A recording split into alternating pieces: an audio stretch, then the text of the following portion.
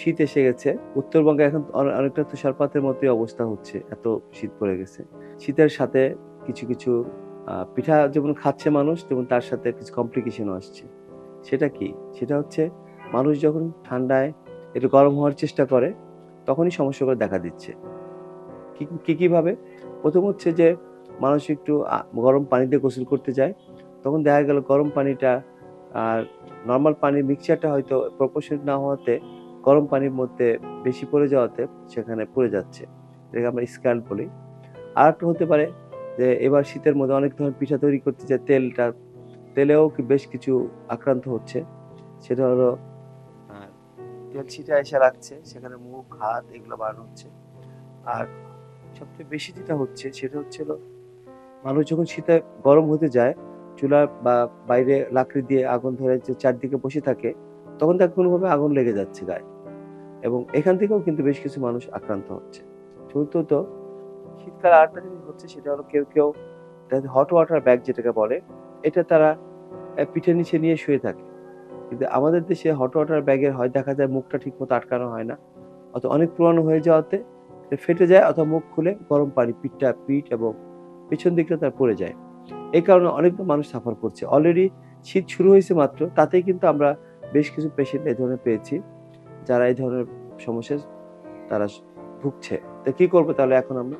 ১ম কথা হচ্ছে শীতকালে গরম পানি যেহেতু গোসল করবে বা এক জায়গা থেকে আরেক জায়গায় নিয়ে যাচ্ছে, নেওয়ার সময় এই পানিগুলো ছিটকে বাচ্চাদের গায়ে পড়ছে। সেখানে বার্ন হচ্ছে।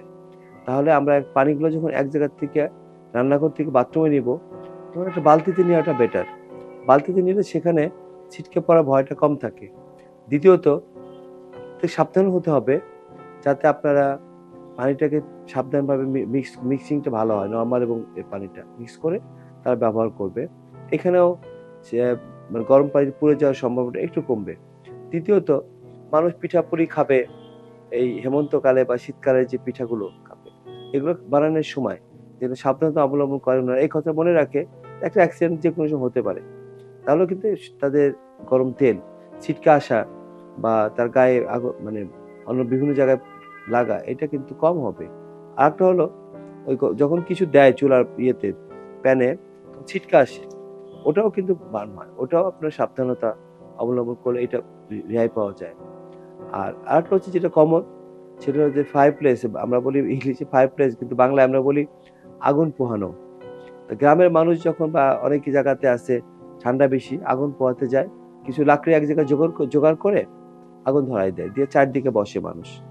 অথবা কাঁচা চুলায় গ্রামের মহিলারা বসে আগুন শরীরটাকে গরম করে।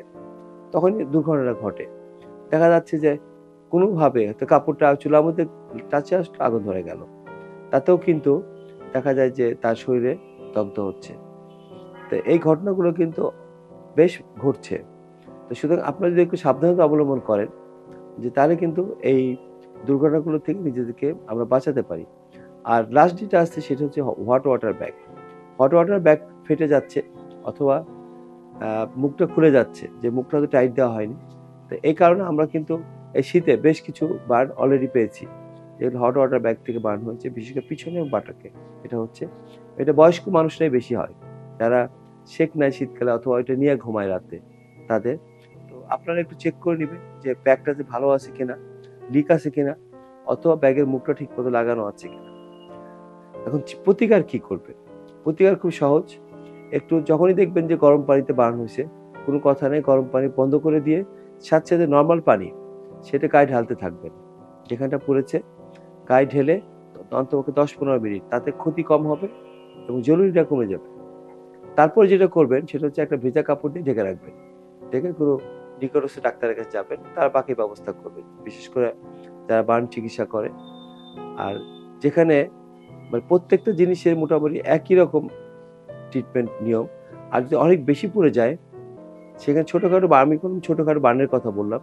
যদি অনেক বড় বার্ন হয় তাহলে অবশ্যই তাহলে আপনাকে হাসপাতালে যেতে হবে। হাসপাতালে যেয়ে সেখানে চিকিৎসা নিতে হবে।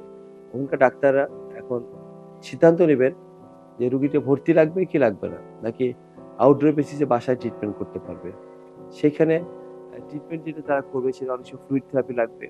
ব্যথার জন্য ব্যথানাশক ওষুধ দিবে তারা, এবং যাতে ইনফেকশন না হয়, সংক্রমণ না হয় সেক্ষেত্রে তারা অ্যান্টিবায়োটিক সে অবস্থা বুঝে তারা সেই ট্রিটমেন্টটা তারা সেখান থেকে দিবে। এখন তো বাংলাদেশে অনেক জায়গাতেই বার্ন হাসপাতাল আছে, সেখানে আপনারা দ্বারস্থ হতে পারেন চিকিৎসার জন্য, যাতে প্রপার চিকিৎসাটা হয়। একটা সিম্পল বার্ন কিন্তু অনেক ক্ষতির কারণ হতে পারে, জীবনহানির কারণ হতে পারে। কারণ যদি নেগলেক্ট করেন তাহলে যেটা হবে সেটা সংক্রমণটা হবে, সংক্রমণ থেকে আস্তে আস্তে গভীরে যে হবে সেপ্টিসিমি হয়, এটা পেশেন্ট খারাপের দিকে চলে যেতে পারে। শুধু আপনারা একটু সাবধান হবেন, একটুখানি দেখবেন যে আপনার সমস্যা হবে না এটাতে। কিন্তু বেখেয়ালি হন, একটু যদি আপনারা ডাক্তারের কাছে না যান তাহলে কিন্তু ছোট একটা সমস্যা বড় আকার ধারণ করতে পারে। আর যারা গ্রামে যাদেরকে বলবো যে আগুনে তারা যেখানে আগুনটা জ্বালাবেন তার চারদিকে কিছু ইট দিয়ে নেবেন উঁচু করে, যাতে আগুনটা ছড়াতে না পারে। দ্বিতীয়ত হলো মাটির চুলা দিয়ে তারপরে আগুনটা জ্বালালে সেটা অনেকখানি প্রোটেকশন হয়। এবং আরেকটা খেয়াল করুন যে বাচ্চারা যেন একটু দূরে থাকে বা বড়দের পেছনে থাকে।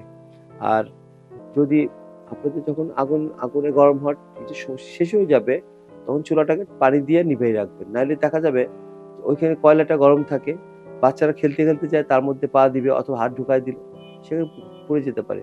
অথবা একটা দমকা বাতাস আসলে এক টুকরো আগুন উড়ে যে ঘরে লেগেছে আরো বড় দুর্ঘটনার কারণ হতে পারে।